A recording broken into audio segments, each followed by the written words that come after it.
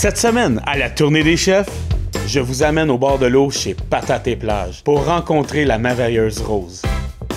Elle nous prépare un margarita à saveur mexicaine et des tacos succulents au filet mignon sur la plus belle plage de Pointe-des-Cascades. C'est maintenant que ça se passe à la tournée des chefs.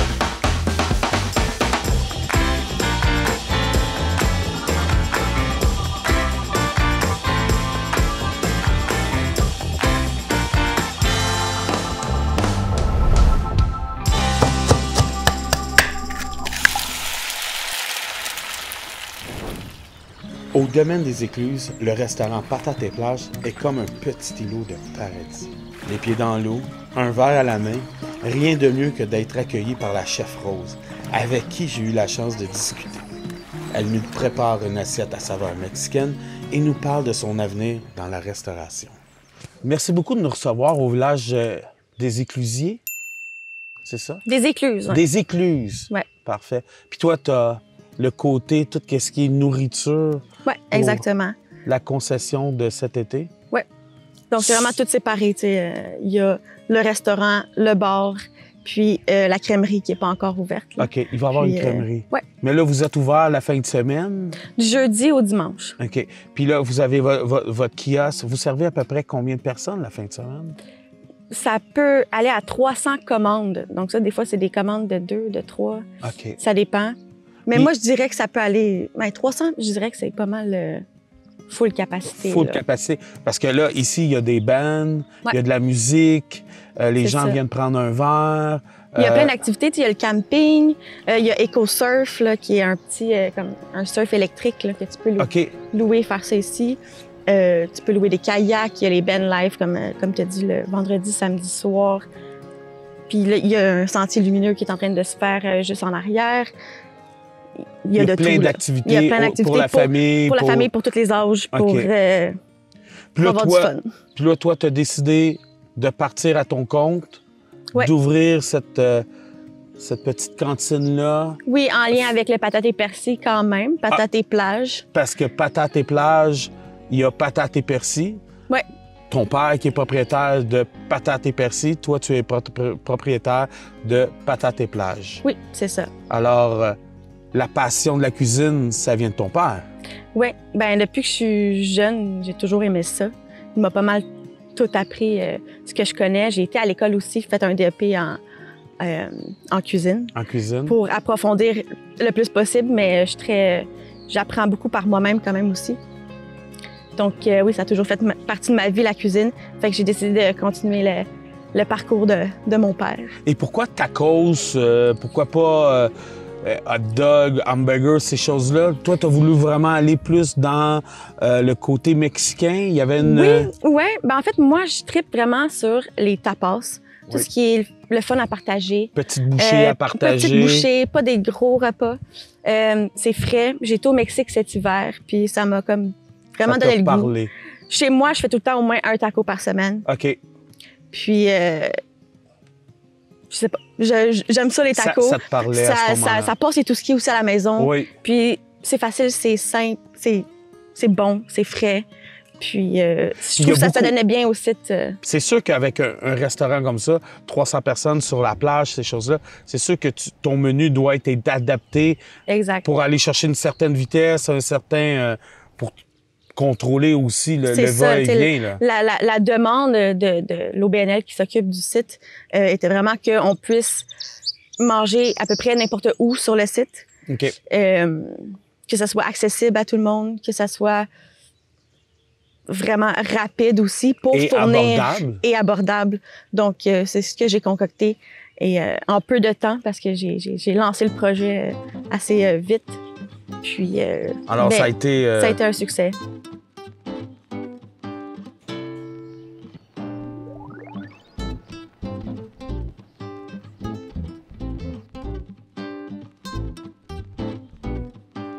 Ma chère Rose, maintenant, on passe aux choses sérieuses. Tu nous fais un... margarita à la mangue épicée. OK. Un peu à la façon spritz. Très léger. Et tu commences ça comment? Puis on commence avec le petit tour du verre, avec la tagine qui est une épice mexicaine, un peu sel épicé. Moi, je pensais vraiment qu'elle aurait eu besoin de moi pour ouvrir le couvercle. Mais là, regarde, t'as vu... Les cuisiniers, on est assez forts. Ouais, on a du bras. Okay. Hein, de toute façon, peut-être que je l'aurais pas eu non plus. Puis, on fait juste ça. Tiens, tu pourrais faire le prochain si tu veux. Tu me laisses faire le prochain? Ouais. Ah, merci beaucoup. T'en mets quand même pas mal. Comme ça, on a le spare.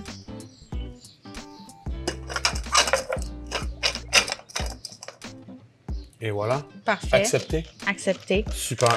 On va mettre un petit peu de glace. Oups.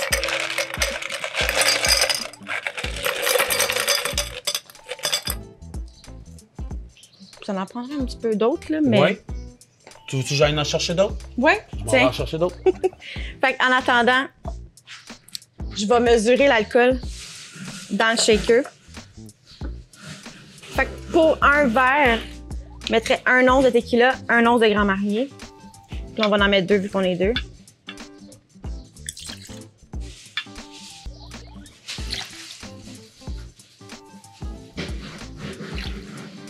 Je suis en train de me battre avec le sac de glace. Ouais, non, il était bien ben creux dans le congèle. C'est juste si j'ai pas mangé un pickle frit dans le front. Fait comme ça, c'est bon pour la glace. On va s'en mettre un petit peu dans le shaker ici pour la balance. Donc là, on a mis la tequila, le Grand Marnier. Déjà? Déjà, pendant que t'es allé chercher la glace. Là, t'as mis 1 once. Ben 2 onces de chaque. 2 onces de Vu chaque? qu'on est 2. Okay, on va se le splitter en verre après. Pour le jus de mangue, ça que tu peux y aller à ta guise. Si tu veux ça plus sucré, tu peux en mettre plus. Sinon, moi, je mets 1 once et demi, 2 onces à peu près. Mais là, je me pose plein de questions. Oui. Où est-ce qu'il est l'épicé? Tu me dis épicé. Ah, ça sent bien. Oh oh. Après ça, on va juste squeezer un petit peu de lime. Oups. Ça, c'est tout le temps plus facile parce que quand on le fait avec les doigts, des fois, ça nous envole d'un œil. Puis, on aime bien ça, la lime, on va en mettre un petit peu plus. Alors, le épicé, bien sûr. La sriracha. OK. Ça, c'est dur à trouver maintenant, hein? Je sais. T'es comme une des seules à avoir une bouteille dans la province de Québec. Oui, mais c'est pas la vraie sriracha. OK. C'est pur. OK. C'est un petit dérivé qui est assez proche, selon moi. OK. Fait que là, on va se mettre quelques gouttes. 2, 3, 4, 5, 6. C'est un petit peu moins épicé. Ah, moi, j'ai aucun problème. On va l'essayer comme ça. Déjà, le tagine, c'est un petit peu épicé. Fait que on poussera pas trop notre affaire. On sait que ça. Là, mais cuisinière, chef, cuisine, drink, t'es polyvalente. Ouais. T'es pareil comme papa un peu, hein? Un peu, oui. On se ressemble assez à ce niveau-là. Ben, j'aime beaucoup le recevoir aussi. Oui. C'est ce qui me passionne le plus.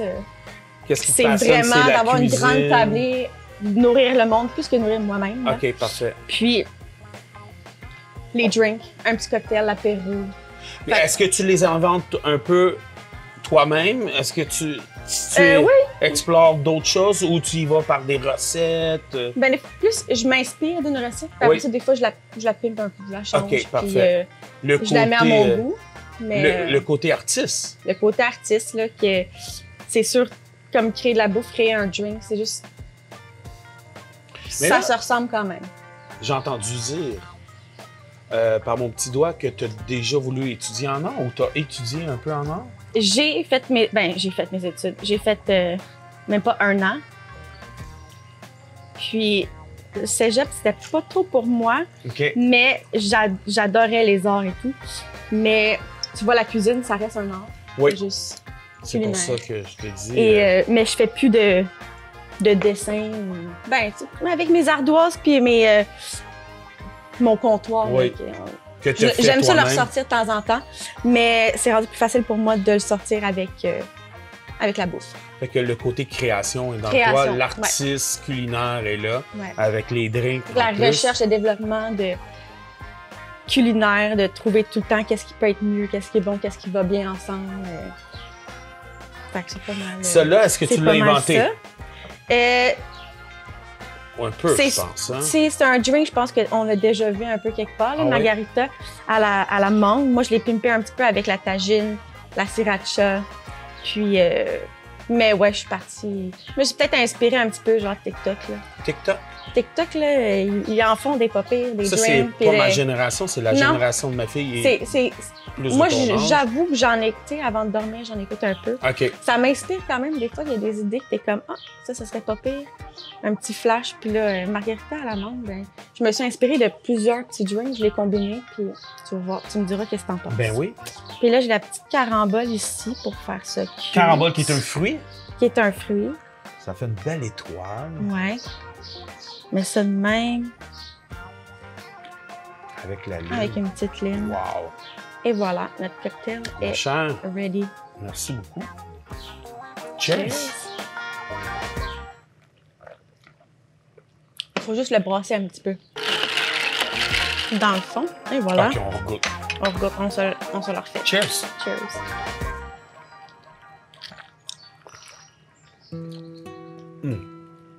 Oui, vraiment. Côté... Là, il est plus allongé un petit peu. Oui, mais côté salé, un peu épicé, c'est superbe. Ça fait différent. Oui. Moi, je suis pas très sucrée, mais tu sais, si tu voudrais un petit peu plus de jus de menthe, t'en rajoutes un peu. Puis... Ouais. Petite journée d'été, les pieds dans l'eau ici. Là. Les pieds dans l'eau. Ouais. Tu sais que je connais une très bonne toune avec les pieds dans l'eau. Hein?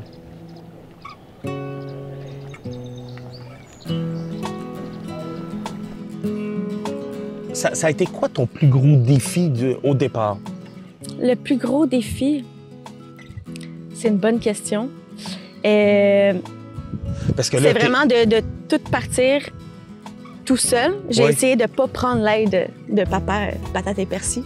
Même si papa regardait... Oui, ils m'ont épaulée. Oui. J'ai vraiment essayé de vraiment tout m'organiser toute seule. Parfait. Voir comment que j'allais me débrouiller. Puis, ça a pas mal été ça le défi. Gérer l'équipe. Le premier week-end que même moi, c'est mes recettes, mais je ne les savais pas par cœur. Okay. De le coacher à mes employés en même temps, avec une grosse soirée, un band live. C'était vraiment une grosse épreuve. Ça s'est super bien passé. Puis, depuis, on s'adapte à chaque week-end. Mais on apprend beaucoup dans ces moments-là, quand on est peu de... Oh non, on était vraiment mal installés le premier week-end. J'ai tout changé ça, OK, pour que ça soit plus rapide, que ça soit plus efficace. Puis là, on est vraiment... Là, vous êtes setés à ce moment-là. On est setés, ça va bien. Je vois pas encore... probablement qu'il va y avoir des trucs qu'on va pouvoir s'adapter. Mais pour l'instant, c'est A1, là, comment que c'est placé.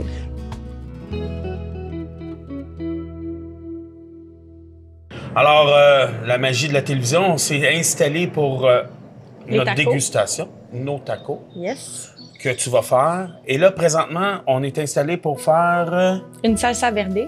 Salsa verde. Explique-moi, c'est quoi un peu la salsa verde? Salsa verde, c'est comme tu as la salsa rouge avec les tomates rouges, tu as la salsa verte avec les tomates vertes. Ah!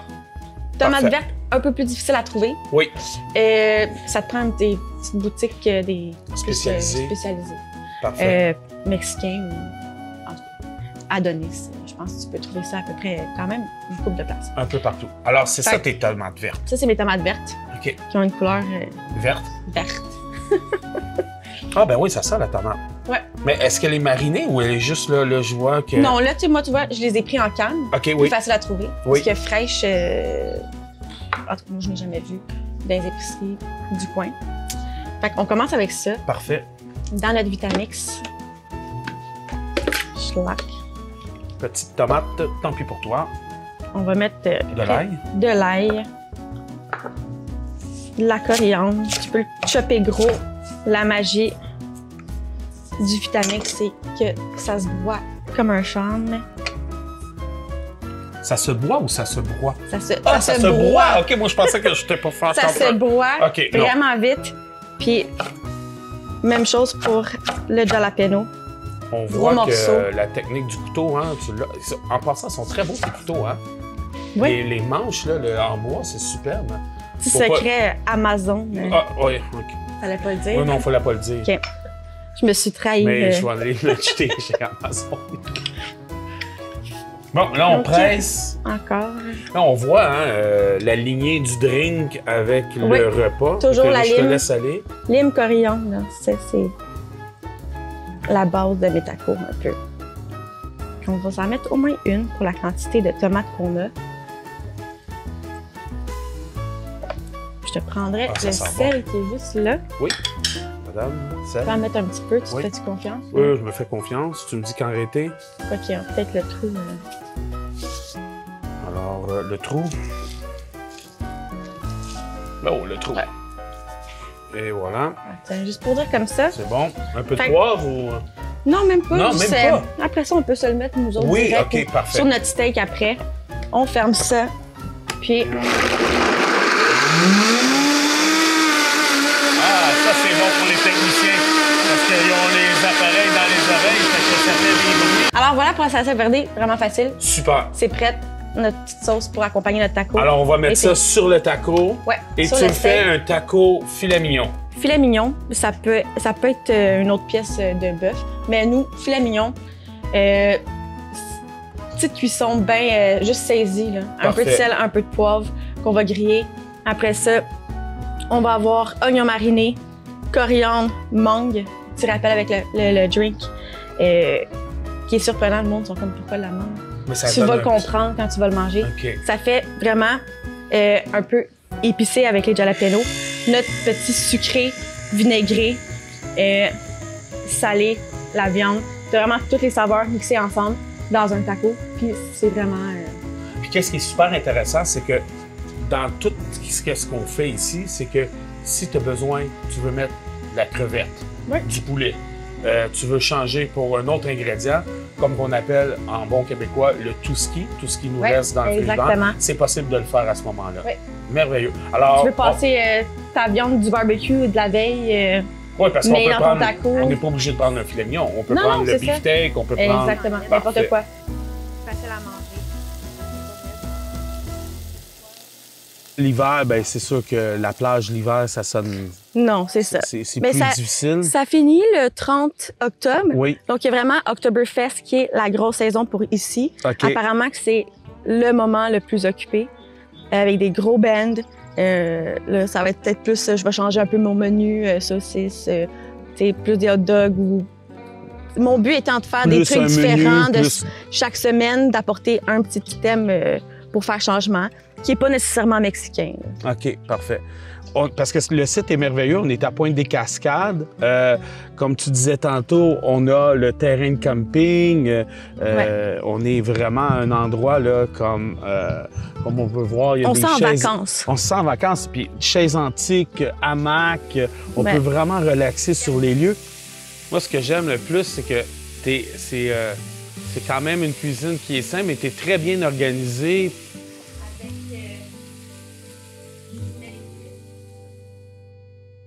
On est de retour avec prêt pour l'assemblage. Ouais.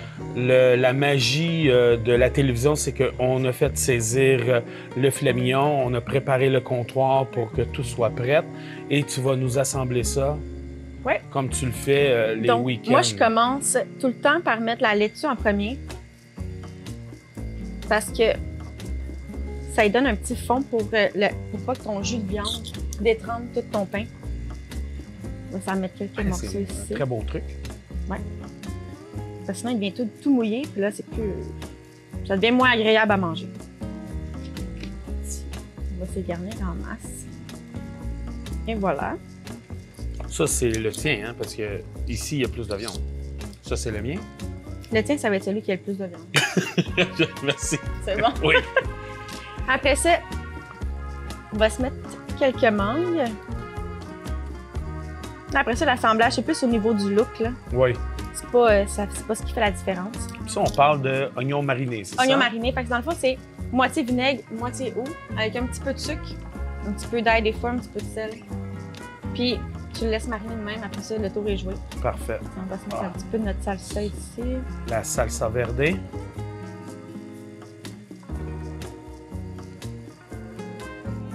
Voilà. Ça, moi, je mets une petite crème sûre épicée à la lime, bien sûr. Et voilà. Quelques petites jalapenos. Ça, c'est épicé, là. Ouais, pas si pire. Moi, je mange bien épicé dans la vie. Je trouve ça pas si pire. Mais... Un petit peu de coriandre pour un petit rappel. Et voilà. Oh, nice. Mais c'est avec les frites que j'ai faites. Une petite aioli au parmesan et au persil qui est à tomber par terre. C'est vraiment la plus populaire en ce moment. Puis là, qu'est-ce qui est important, c'est que ce plat-là, tu l'as sur ton menu. Ouais. Puis la fin de semaine, on a le goût de manger des petits tacos au filet mignon, coriandre avec une salsa verde. C'est toujours disponible. Une petite mayonnaise, ail et parmesan. Oui. C'est toujours disponible. C'est merveilleux. Toujours sur mon menu. Il va être là toute la saison. Parfait. Là, par exemple, on est prêt à déguster. Prêt à manger. Je pense qu'on a faim. Ouais.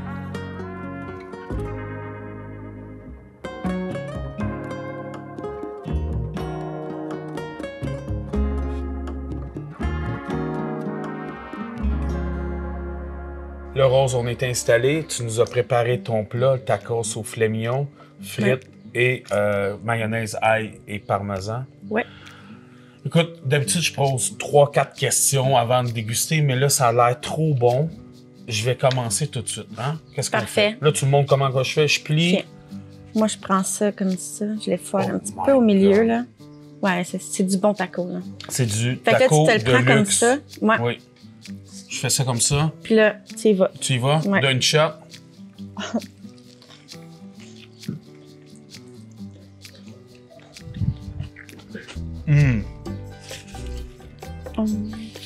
OK. Avec la mangue, la coriandre, et surtout la salsa verde, c'est vraiment délicieux.